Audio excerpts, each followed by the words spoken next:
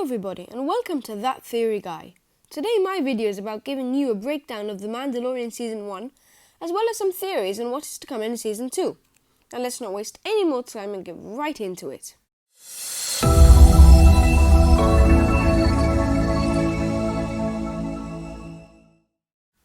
we're going to start off by going over the main points of each episode in Season 1, and after that I'll give you my thoughts on what is coming for Mando Season 2.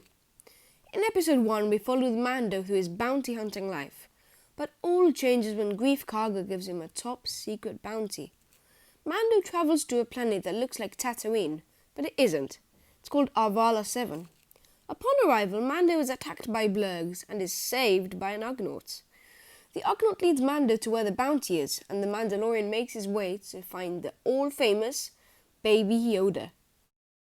The Mandalorian's goal in the next episode is to get back to his ship. He is surprised and annoyed that Jawas have scrapped his ship. Mando spends a lot of time chasing the Jawa sandcrawler, but to no avail. He then tries trading with the Jawas, and they say that they will give Mando the parts back if they are given the egg. As soon as Mando thinks he found the egg, he is attacked by a vicious mudhorn. As soon as he was about to die, the child, or better known as Baby Yoda, uses the Force to save him. Mando quickly killed the mudhorn, gave back the egg, and was able to leave the planet safely.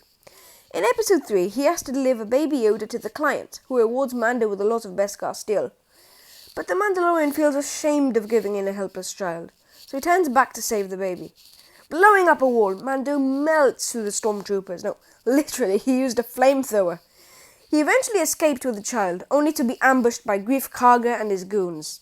When all was about to go wrong, an insane amount of other Mandalorians came flying in, saving the day. After Episode 3, so Episode 4 then, Mando leaves Navarro with the child and must find a hideout. On the planet Sorgan, he finds Cara Dune, a former rebel shock trooper, and they both travel to a village which is constantly being raided. They help out by destroying the raiders' base and defending one final attack from an AT-ST. In Episode 5, we get an episode which is set in Tatooine. The Mandalorian leaves the child in his ship in the meantime, whilst he looks for a quick bounty hunting job. He finds Toro Calican, a rookie in the bounty hunting guild, and they go on a job to capture an assassin named Fennec Shan. They are successful, but when Fennec tells Toro that capturing the Mandalorian would pay him even more than capturing Fennec, Toro kills her and captures the child. When the Mandalorian gets back to his ship, he is greeted, by Toro, who Mando kills.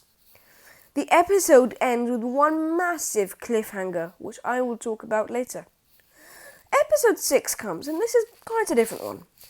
Mando meets up with an old friend who gives him a job to rescue the final member of a mercenary group, the group that will accompany Mando on the job. As soon as the group reaches the prisoner, they betray Mando and lock him in a cell. But of course, he's Mando, so he escapes. He ends up throwing each member of the group in a cell, one by one. Episode 7. Oh my goodness, that was a really good one. Episode 7 and 8 are probably my favourite, I'd say. We start off with Mando receiving a transmission from Greef Karga, the person who ambushed Mando earlier. He is told to return to Navarro to kill the Imperial client who wanted Baby Yoda in the first place. Mando is skeptical, so he calls for Queel, who's the Ugnaught we spoke about earlier, and Cara Dune. Queel has found IG-11, a bounty hunting droid programmed to kill the child. Luckily, Queel programmed IG-11 to nurse and protect the baby. The crew travel to Navarro and meet up with Greef Karga, and his men turn on Mando, but Karga stops them. They later travel to the Imperial client and trick him into believing that they have brought the child, when he is really with Queel, heading back to the ship. When the client checks to see if Baby Yoda is really there, this new character called Moff Gideon appears out of nowhere and his troopers shoot through the window, killing everyone but our heroes. We continue where we left off in Episode 7, with Moff Gideon destroying everything. Mando tries to contact Queel, who is travelling with the child back to his ship. But Queel has been killed, and the child has been captured. But not to worry, IG-11 comes to rescue Baby Yoda, and is on his way to save the others. We switch to Mando and co being offered a trade from Gideon, when IG-11 comes in, blasting all troopers in sight. When this happens, our heroes also go to battle. An intense fight scene now plays out, where the Mandalorian is heavily injured. The Empire soon gains the upper hand, pushing everyone back. so Kara and Greef fall further back, while IG-11 heals Mando, removing his helmet in the process. They meet with the Mandalorian armorer, who gives Mando a jetpack, as well as some advice on what to do with Baby Yoda later. Once again, I'll touch on that later. The Mandalorian Season 1 ends with Mando leaving safely with the child, and Moff Gideon revealing an ancient relic, the Darksaber. So that's out of the way. I'm going to give you a few theories on what could come in the Mandalorian Season 2. So firstly, I would like to talk more about the cliffhanger I spoke earlier about Episode 5, and how I believe that person is Boba Fett. I'm going to play the clip so you can see it for yourselves.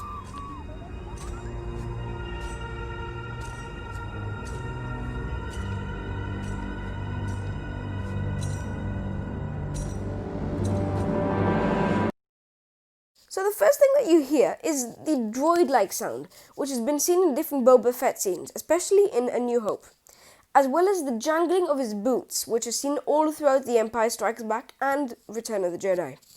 Now, the main plot of Season 2, at least what I think it's going to be like, is just trying to find Baby Yoda's family, as the armor said in the season finale to Mando. But finding the Yoda species must be hard, because we only see 3 of them in Star Wars canon. So they'll have lots of side quests and missions trying to find clues. As I said before, Boba Fett could come back, but I'm not sure if it's going to be with Mando or against Mando. I think it's going to be with Mando.